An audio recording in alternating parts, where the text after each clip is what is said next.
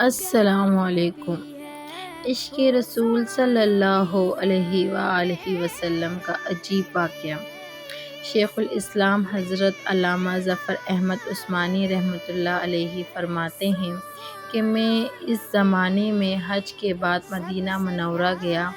ہم لوگوں نے کھانا کھانے کے بعد دسترخوان کو لے کر ایک ڈھیر پر جھاڑ دیا تاکہ روٹی کے بچے ٹکڑوں اور ہڈیوں کو جانور کھا لیں۔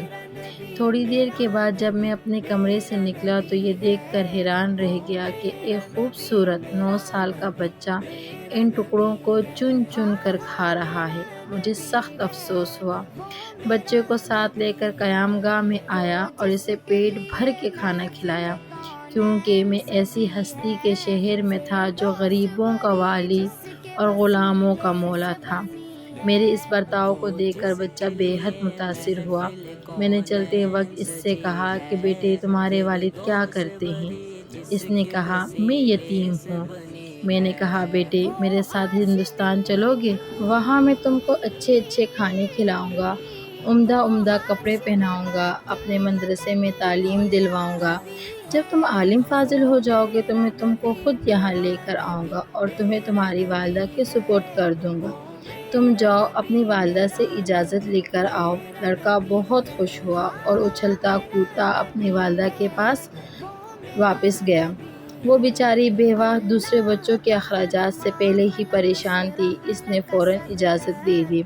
بچہ فوراً آیا اور مولانا کو بتایا کہ میں آپ کے ساتھ جاؤں گا، میری ماں نے اجازت دے دی ہے۔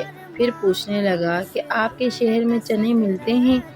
مولانا عثمانی نے بتایا یہ ساری چیزیں وافر مقدار میں تمہیں ملیں گی۔ مولانا کا بیان ہے کہ میری انگلی پکڑے پکڑے مسجد نبوی میں وہ میرے ساتھ آیا اور ٹھٹک کر رہ گیا۔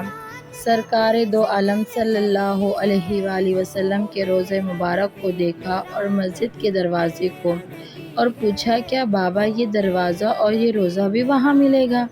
میں نے اس سے کہا بیٹا اگر یہ وہاں مل جاتا تو میں یہاں کیوں آتا؟ لڑکے کے چہرے کا رنگ بدل گیا۔ میری انگلی چھوڑ دی۔ بابا تم جاؤ، اگر یہ نہیں ملے گا تو میں ہرگز اس دروازے کو چھوڑ کر نہیں جاؤں گا۔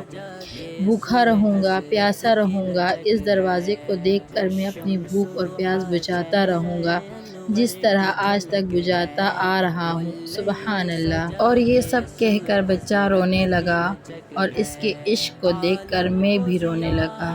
سبحان اللہ۔